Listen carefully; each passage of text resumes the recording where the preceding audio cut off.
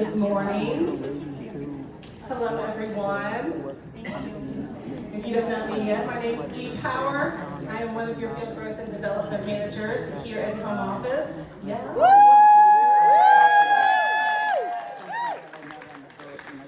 This is not about me today, which is rare. No, I'm just kidding.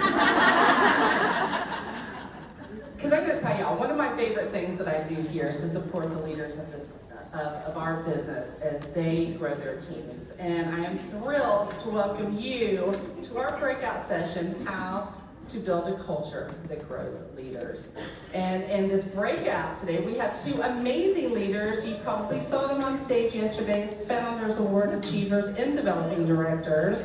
Guys, they are excited to share their tried and true tips and ideas that will help you build a stronger, positive team culture centered on teamwork, consistent activity, ongoing recruiting, while identifying and developing future directors who help drive that growth.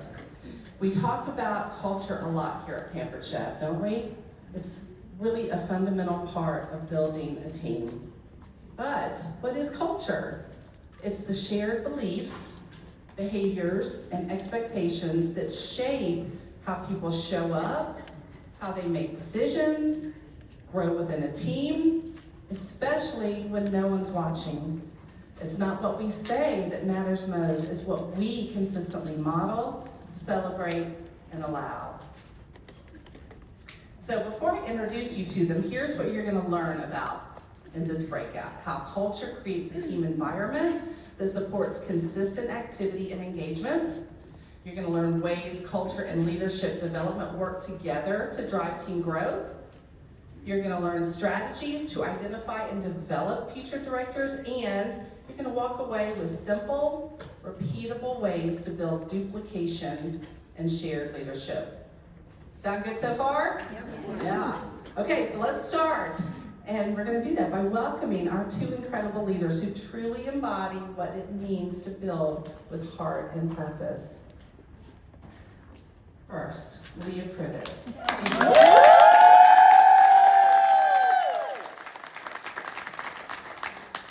Leah began her Pampered Chef journey in May of 2020, and like many of us, started with a simple invitation: you should try this. And clearly she did more than just try it, because she has built something extraordinary.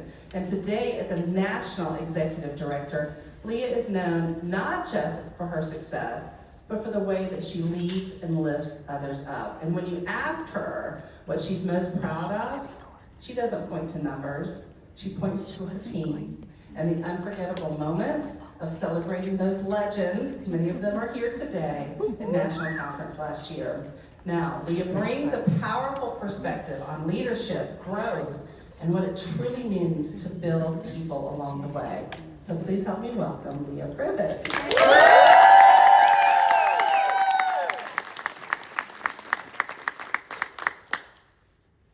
Next, I want to introduce Executive Director Michaela Wyatt.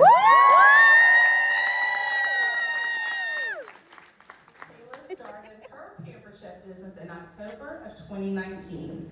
But here's the part that I love. She didn't say yes right away. In fact, she said no 3 times. It wasn't just what her recruiter said, it was her persistence that made the difference. And the $39 kit didn't hurt either.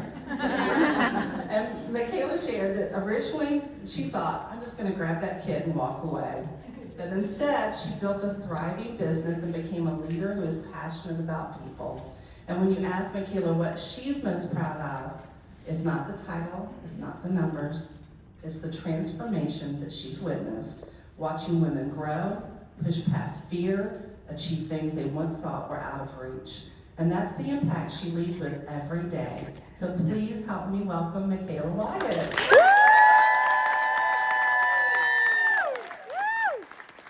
guys, buckle up, get ready, because we're about to dive in. Do y'all have your worksheets? Maybe a QR code then, but we'll get at the end, so that's okay. Just maybe take notes or do it with your phone. Leah and Michaela, I want to start by asking each of you, what is the culture of your own team and why has it fueled growth? So Leah, I'm going to start with you. Yes, can you hear me? Hello everybody. We are excited to be here this morning. morning. I am a big believer that culture is built on 3 things, and that is belief, consistency, and most importantly, connection. It's so important to create an environment where people feel seen, supported, but challenged to grow. And honestly, it's never about perfection. It's about showing up, staying in the game, and doing the work together, even when it's tough and messy. So even if you're starting with a smaller team, you can create a strong culture. That's where we all started. You can see here on these Zoom calls, in my first in-person conference, it was me and 4 team members. And each year, those numbers have grown and the culture has become stronger and stronger. So before anything, lead with belief first. Believe in the opportunity, believe that each other are in it together. When people feel that, they step up differently. They try more, they share more, and honestly stay much longer. And that's what fuels growth. That sense of connection builds strength within teams. They don't quit when it gets quiet. They're part of something bigger than themselves. And most importantly, that community of people who care about their success. One of our most powerful rhythms are our morning chats, paired with consistent touch points. We keep it simple, but non-negotiable. Reach outs, follow-ups, bookings, and sharing the opportunity every day. I start commonly with motivational posts, and I have team members that post motivational posts. For example, like in May, I read from the Coffee Bean of John Gordon Live in our team page. I also do team updates, weekly director green teams that have gone green, and sales for those who are moving towards that goal to keep them on track. Commonly, we have to share the win of the week. I keep them rallying and active in their frontline chats. We know our personal teams are just so important. What makes those chats so special isn't just the activity, it's about the accountability and proximity as well. We stay close, whether it's through those small team chats, we call them the bullpen, or our mound group for those who are running, or even our director table talk chats. There's a space for people to stay plugged in and moving forward together. It creates confidence, it drives success. I love to recognize in those chats big wins, small wins, efforts, growth, and even the decision just to keep going when it's hard. Recognition isn't about the results always. It's about reinforcing those behaviors that lead to the results that we're looking for. Sometimes it's as simple as recognizing with posting a gift drive. Every time they do one task, whether it be joining a team meeting or booking a party or doing an outreach, they drop a gift, and we recognize that. The most important thing about recognition is you recognize and incentivize where you need that growth. If it's your team needs bookings, then you rally and incentivize for bookings. If your team needs all director greens or director title greens, then you focus there. But recognize often and do it loudly. Posts, happy mails, shout outs, team chats, but personal outreaches are also so important. It's constant for our organization because what gets recognized gets repeated. So remember, recognition does not have to be pricey. Sometimes it's as simple as a can of soup for doing a super job. But remember, what people know is that they love to be seen, and they'll always remember how it made them feel. So my communication is very intentional. It's belief-driven, vision-focused, and always pointing in a positive forward movement. I'm constantly reminding my team who they're becoming, not just what they've accomplished.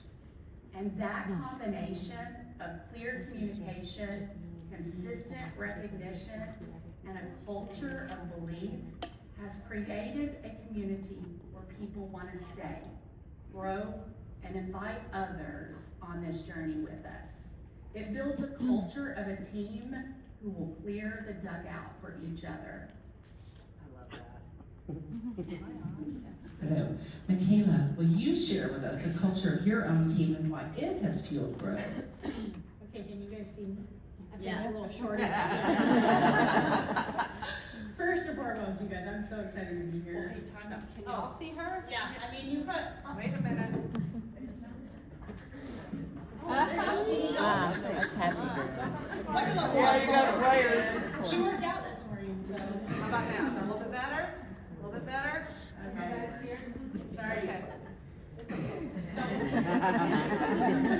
first and foremost, I'm super excited to be here, and no kids, it's a win. I love my kids. I waited a long time for it. Okay, so I too am like Leah. I've also worked hard to build a culture where people feel seen, challenged, and genuinely supported. I think a lot of leaders focus on numbers, and that numbers are usually the result of culture, not the other way around. I built myself first also. That was huge. I had to look in the mirror like this little kitten and ask myself, do I like what I see? And if not, who do I want to see? What do they do? How do they show up? I think one of the biggest reasons people struggle in leadership or consistency isn't lack of information, it's identity. Before I started with Pampered Chef, I had no belief in myself.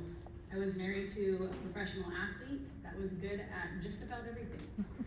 I had gone through 8 years of infertility and couldn't be the number one thing I thought I would be good at in life, which was to be a mom. We had so many fundraisers to raise enough money to try and do IVF because nothing else worked. So we were living paycheck to paycheck. I worked a thankless job in Social Security disability and honestly didn't feel capable of leadership. Growing up, I was told by my father that the only thing that I would be good at in life was to be a cheerleader. And I didn't realize how much that one sentence would define the way I saw myself as I grew up. So let me ask you, do you have a script that is silently running in your head? A lot of people join this business with desires and goals, but also carrying years of insecurity, rejection, feeling overlooked, comparison, trauma, and self-doubt. So when we hand someone a tracker, recruiting challenge, or business goal without helping them rebuild in themselves first, they struggle to sustain growth. People rarely act consistently outside of who they believe they are. For me, building this business was never just about sales or a title. It was about building a culture that helped people rebuild in themselves like I had. My team is not considered my coworkers. We are family. Woo! So, here are some of my main tips to help with this.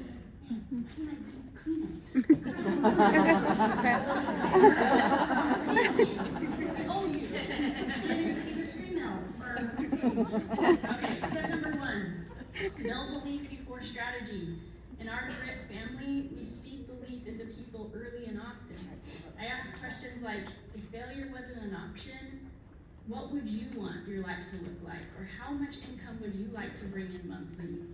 We need people to see themselves differently so that they can start showing up differently. So if I was to ask you that question today in one word or phrase, what is that for you today? Tip number 2, create safety before confidence. I build an environment where people feel safe to try before they feel ready. That means encouraging actions early, which means recruiting early even. Getting them out of their comfort zones early, getting them growing faster, which builds that confidence stronger. Celebrate courage, effort, and consistency. Show them how to grow imperfectly. Tip number 3, build connection constantly.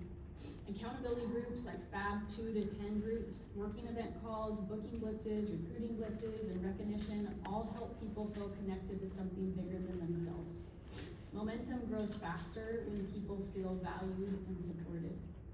Tip number 4, try to model what you want repeated. You never want to be a manipulator. I never want my team to feel like I'm asking them to do something I'm unwilling to do myself. If I'm asking for consistency, I need to model consistency first. And at the end of the day, would you follow someone that isn't going anywhere? Neither would I. Wow.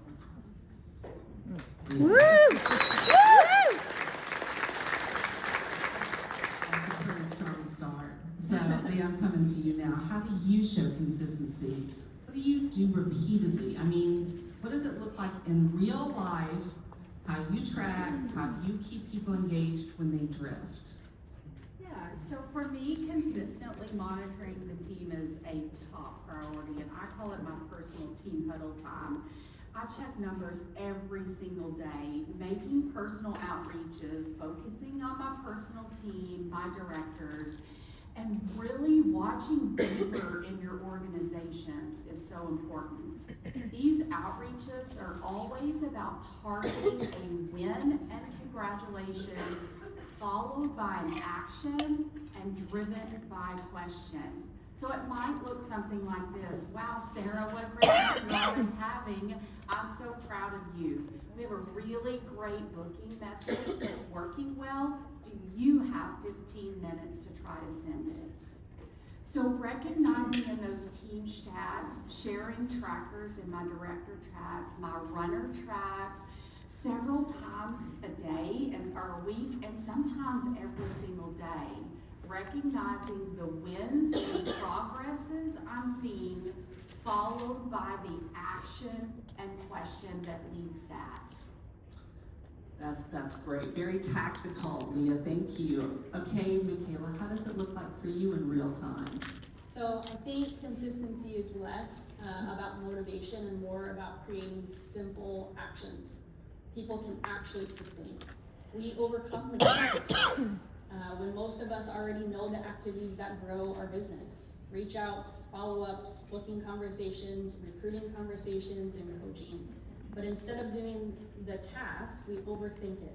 We scroll, reorganize, tweak graphics, watch trainings, stress about the task, and feel guilty for not doing it. By the end of it, we could have already completed the income-producing activity. The task usually takes less time than procrastination. We exhaust ourselves emotionally by avoiding a 10-minute task. And avoidance is draining too. Consistency, this is a good one, consistency becomes hard when we attach too many emotions to simple actions. A reach out is just a reach out until we turn it into fear of rejection, fear of annoying people, fear of failure, fear we aren't good enough. One of the biggest mistakes people make in this business is overcomplicating success. A lot of this comes back to identity again. I talk about the belief triangle all the time. Actions create results, results build belief, and belief changes identity. A lot of us know it. If someone sees themselves as inconsistent, they'll constantly stop and restart. If someone sees themselves as annoying, they won't reach out. If someone sees themselves as not leadership material, they'll resist visibility and responsibility. If someone sees themselves as incapable, they'll self-sabotage growth. Consistency isn't actually hard. The battle is usually with our emotions, distractions, and overthinking. And it comes back to identity. So here's some tips for you guys. I had to learn the hard way. Tip number 1, simplify the business. I teach my team not to reinvent everything every month. I actually learned that from Claudia. Most success comes from repeating the right activities long enough to build momentum. I help my team focus on simple, repeatable systems instead of random bursts of motivation. If you know me, I like bursts of motivation. I'm a yeller. I have used the same emojis for check-ins ever since I started. My Happy Mail pictures are the same. That way they can associate the picture with, okay, it's challenge time. I have an always-on plan for my personal business and team business. These are my non-negotiables I do every month. Tip number 2, teach that action creates confidence. Most people wait until they feel confident before they take action, but confidence usually comes after repetition. We focus less on perfection and more on movement. Small, consistent actions build belief over time. Tip number 3, track activity, not just results. We track conversations, follow-ups, booking, and recruiting reach-outs because what gets tracked gets improved. Tracking helps people stay honest with themselves and shows where momentum is slowing down. And tip number 4, create sustainability. I teach leaders to work smarter, not harder, using systems, automation tools like text replacement on their phone, voice clips, and pivoting when something isn't working. Sometimes going back to basics because simple process creates consistency without burnout. Wow. We talked about culture, we talked about consistency, but Leah, coming to you now. How do you grow people? A very wise national once told me a team will never outgrow the vision that you have for them. Donna Landy. No one is ever ready to make a big jump into leadership. You have to create a culture and a desire for a community that they want to be part of. I share about being a leader every team call. I talk about it on my coaching calls. I hear it on our weekly team calls with my national, who truly exemplifies leadership to its finest. So lean into your executives and above. Encourage your team to join their calls. I promise there is power in numbers. The Legends have a special community of leaders. We meet every single week. We plan, we collaborate. They help me train, and I celebrate and recognize them often. You hear me say recognition a lot, right? Sometimes leadership recognition isn't just about being director green. Yes, we all recognize that, right? But sometimes it's putting them in a big spotlight for a training call or being a testimony on a call. This is important not only because it gives them the respect that they deserve, but it also shows people on your team and gives them someone they want to become. It's a priority to make them feel valued because they are my sidelines and they truly are the glue that holds our Legends team together. So recognizing who your next rock star is one of our biggest jobs. When someone is consistently showing up, they're on calls, they're doing your daily tasks, they're consistently selling, and you can tell they're hungry for more, this is where you sell that growth opportunity. Remember, each and every person on your team has something that makes them tick, something that excites them. Whether it's they need money, whether they want to travel, whether they want free products, whatever that is. Maybe it's just a community to be a part of. But learn your people and focus on what excites them and use that as your fuel to instill the belief you need so that they know they deserve the opportunity of leadership. For me, we train this top 6 things. 1, I really encourage everyone for leadership growth to become a part of a community that is so special in our organization, and that's our Table Talk crew.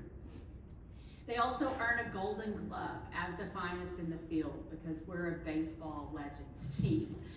I always talk about walking the stage at conference and so much fun, special team recognition and retreats that they can earn. Success rewards bonuses and PC dollars and incentive trip points that Pampered Chef gives us, right? So I'm pretty sure if you ask my current directors, none of them made a solo decision to go for more. Many of them were kick grabbers, many had no desire for growth, and I had to instill the belief in them first. I guided, mentored, coached, celebrated all along the path. And I think they're pretty grateful that they're a part of that core culture team. One person I can think of in particular is Carrie Craig. She initially said no to the business. She decided a couple days later to hosting. And a couple days later, she decided she would host. And so I immediately always try to recruit my hosts like all of us do. And she said no. I asked again, and she said, "Do you have a minute?" And I said, "Sure." And I'll never forget it. I was in my car riding to a baseball game. She was in her car with her husband. And I turned to my husband and I said, "I just found my next rock star." And I'll never forget that. You know, she was a wife of an accountant, full-time school teacher. She had a blended family. She had been through some very tough times in life, and she had tried direct sales, and honestly, it left a really bad taste in her mouth. So she asked all the right questions, or she asked the questions. I guess I answered them right. She joined, and now she's an executive director on our team. Oh, wow. Remember, you are the example that they need to follow. If you're not asking and you're not recruiting, do you think they're going to be recruiting and asking? And if you're not growing your organizations, do you think your teams will have a desire to grow their organization? Probably not. So we have leadership in our hands, and what they see us do is what they will do, right? So I'm gonna do just a little fun activity. I saw this on a training back in December, and I hope I get it right. Sometimes I get it wrong. I did it with my husband and a couple people. I was like, okay, here's what we're gonna do. You've listened to what I've said, and I think most of you are really paying attention, so this is your test. What we're gonna do is I'm gonna ask everyone in the audience today to touch your chin. Oh, right? Okay, take out your phone if you've got it. Do a selfie real quick. I want you to see yourself. How many of you are touching your chin, like I said? Okay, a few of you, right? But how many of you are touching your cheek? Because that's what I'm doing, right? People watch what you do, and that's my point. A few will watch what you say and listen to what you say, but most are watching what you do. So actions are always louder than your words. We have to be the example to lead them from the front. It's true. I totally agree with that, and I was very confused myself. But it's so true, because I was watching you, and people will do what we see you do. So that's our mission, right? I love that. Okay, Michaela, I'm coming to you now. How do you grow people on your team? Developing leaders starts, I think, long before someone earns the title. One thing I've learned is that leadership potential doesn't always show up at the top of the sales report. When I'm looking for future leaders, I'm looking at behaviors. I'm paying attention to who is consistent, coachable, encouraging others, and willing to grow. Sometimes it's the consultant selling 1,000 a month, but often it's the person consistently selling 200 to 500 month after month and continuing to show up. So here's some tips for identifying and developing future leaders. Tip number 1, know who you're working with. The biggest leadership breakthroughs happen when we focus less on the how and more on the who. The last week of every month, run a poll asking who wants to learn about more leadership. This gives you a reason to follow up with them, those who say yes, and meaningful conversations with those who say no. If you're not collecting data, we have nothing to work with. And if you no longer have people interested in leadership, it's time to step up your recruiting. Tip number 2, make a plan and invite. Go to your today's sales report and performance tracker. Look at the last 2 months of activity for those who expressed interest and those who consistently show up. Then invite them to your accountability groups or director-bound programs. Don't wait for people to ask. I work with at least 2 people at a time and eventually build that to 3 to 5. Tip number 3, pour belief into people before they believe in themselves. This is the biggest one for me because it's what I needed. Many people need someone to help them see what they're capable of. Promoting leaders is no different than recruiting team members. I want to say that again. Promoting leaders is no different than recruiting team members. It's just a different system, but it's the exact same skill. Ask yourself this: did you believe in yourself 1,000%? I did. Yes, you will show them how to do it, but you are pouring your belief into them first. My leader, Sammy, she's glaring at me, is one of my favorite examples of this. She told me no to becoming a consultant for 6 years. Wow. and I've been in for 6 years, you guys, so that tells you something. I got her to say yes because I made a joke with her and basically bribed her. She gave me all the reasons why she would not be successful at this, because she was a teacher and used to sell rhododendron fields, which are 2 reasons why I knew she would be amazing at this. I'll never forget one of the first messages she sent me after joining, which is a constant reminder to me as to why I do this business. She said, "My kids were just as excited for the goodies today. My stepson even came up to me and hugged me to say he was so glad that I joined." But, sorry. So,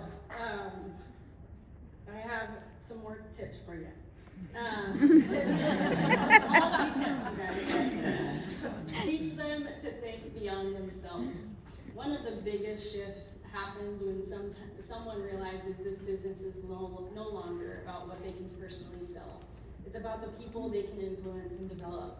When leaders start thinking about multiplication instead of production, everything changes. Tip number 5, support them before they're ready. Sometimes we wait too long because we think people need to prove themselves first. I found the opposite is true. People often rise because someone believed in them early. The person you want to become doesn't wait until fear disappears. Wow.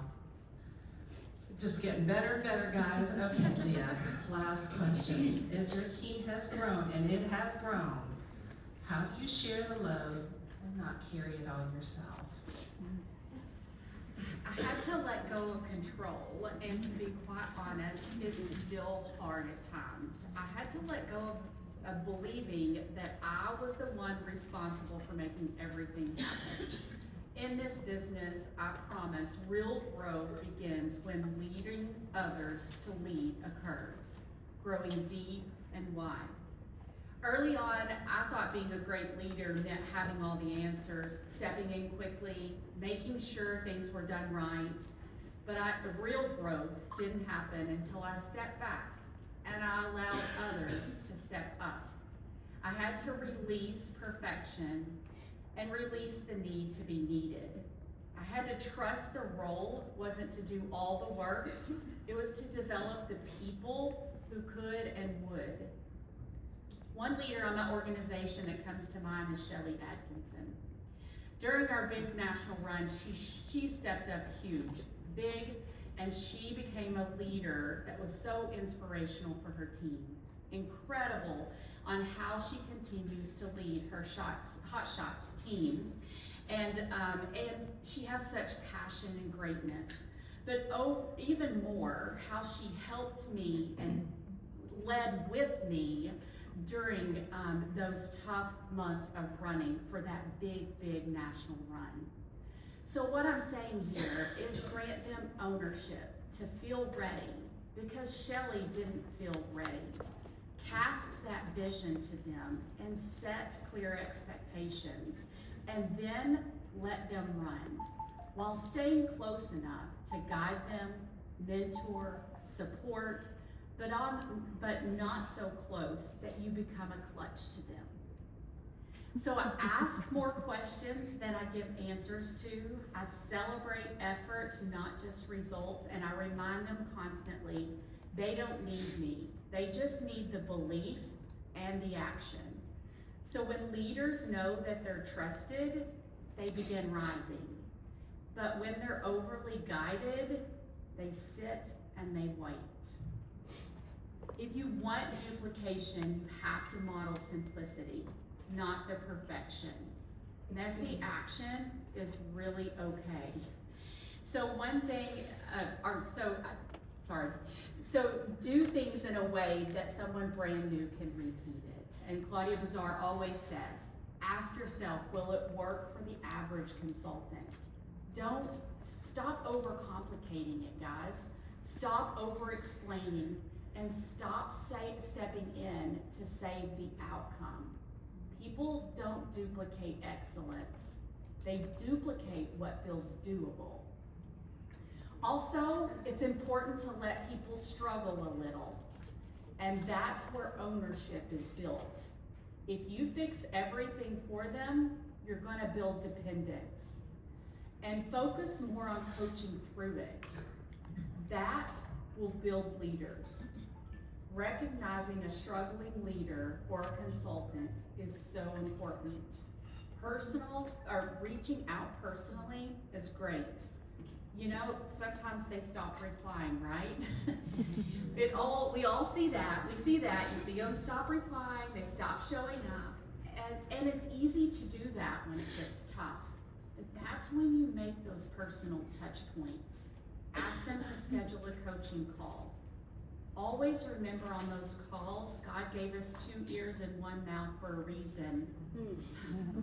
We listen twice as much as what we speak, okay? Most of the time, we already know their problem. It's because they've not done the consistent things to yield the consistent results. But let them tell you. Make the most of your time with them. Ask them questions. Avoid, did you do this? Did you try this? Did you do that? A great leader is going to ask the question, why do you feel we're in the position that we are in now? What are the things that we're not doing that we can change and we can start doing today? So, a few recaps for me. 1, have passion for your brand. Michaela and I are wearing our brand today on purpose. We didn't wear dresses. Wear that team logo proud and out loud because it fuels the power of what you're believing in and what you're building. It's not bragging. It's about being proud of the work and effort you built and what you're continuing to build. Number 2, fuel your team with belief.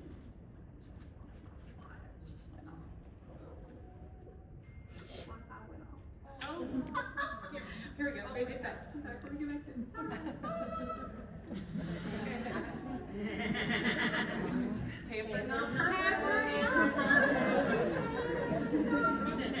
All right.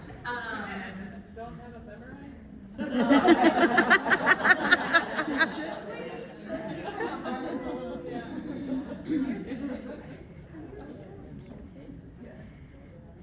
I'm getting there. Sorry. Okay, simplify. No, I did that. Okay, here it is. Fuel your team with belief. If you're struggling with belief, borrow belief until it's there. Model your leadership to the finest, and because I promise they watch every single move. Number 3, show up. Recognize and energize. I challenge everyone in the room to look within your team today. If your team member is asked by someone in the crowd, what team are you on? Are they proud to say your team name? Many of you, it's a yes, yes they are. But many of you may feel a little uncertain, and that's okay, because it's never too late to build the culture within your team that you desire to have. So ask you to write one thing down today. One thing that you can take home and you can say, I will start right here when it comes to building my culture. I will stay consistent in this one thing every single day, and I will keep building it from there to grow that team culture that you aspire to have. That's some great tips, Leah, because it is, I think, one of the biggest metamorphoses as leaders grow and develop themselves, to not carry the weight themselves for the whole team, but it really does accelerate the growth of your leaders underneath you. So amazing. Okay, Michaela, I'm coming to you. Oh man, this more than anything in my leaders notice has been the hardest thing for me to navigate. And honestly, I am still a work in progress. One of the biggest mindset shifts I had to make was realizing I couldn't build a business by being the hero of every story. It wasn't because I wanted all of the control, but I'm a yellow personality and I want to help and I don't want to pressure people. For a long time, I thought growth meant doing more coaching, more fixing problems, and being available for everyone. Eventually, I realized the bottleneck wasn't my team. The bottleneck was me. So, more tips. Tip number 1, stop asking how, again, and start asking who. When something needed to get done, my first instinct was always to figure out how I was going to do it. Now I ask, who could help with this? Or who would grow from owning this? Growth accelerated when I stopped trying to be the answer to every problem. Tip number 2, recruit your way out of overwhelm. One thing I teach constantly is that recruiting fixes almost everything in this business. More leaders create more ideas, more support, and more growth. If you're carrying too much, it's often because there are not enough people helping carry the vision. Tip number 3, measure success by who grows. The goal isn't to have everyone coming directly to you. I intentionally develop directors, team leaders, and emerging leaders so people have support at every level. A strong organization shouldn't depend on one person. One of my favorite things to see is our leaders stepping up to support newer consultants without being asked. One thing I think that helped in this was we created leadership committees where leaders own specific areas like monthly templates, team calls, booking blitzes, graphics, recognition, and training. This was one of the hardest lessons for me because it meant accepting that things might not always be done exactly how I would do them. But leadership development is more important than perfection.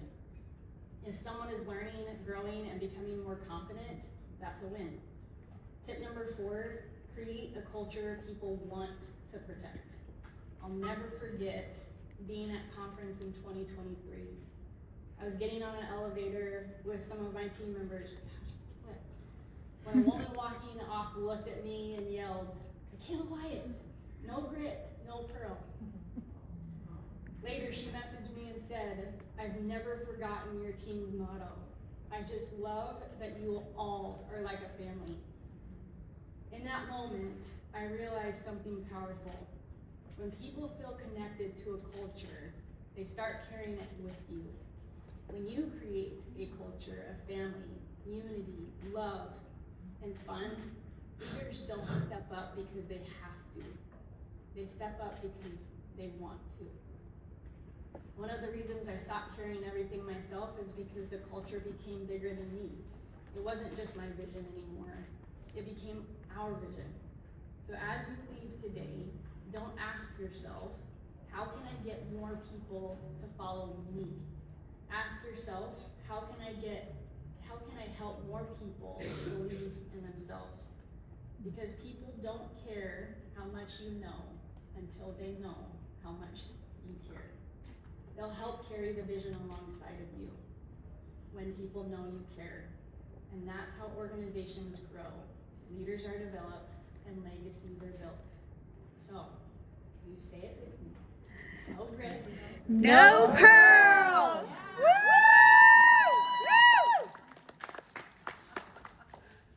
Wow, guys, this has been an amazing time. Okay.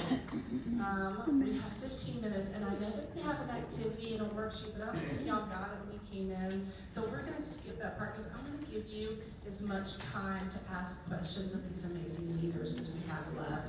So, everybody screenshot. Y'all been screenshotting already. So screenshot your homework now. Everybody has homework to do, because I want to make sure that you, as you are soaking all of this information in, identify the 1 to 2 people on your team who show potential for growth. And I want you to consider the things on the screen. Okay, everybody done? I'm going to switch to the next.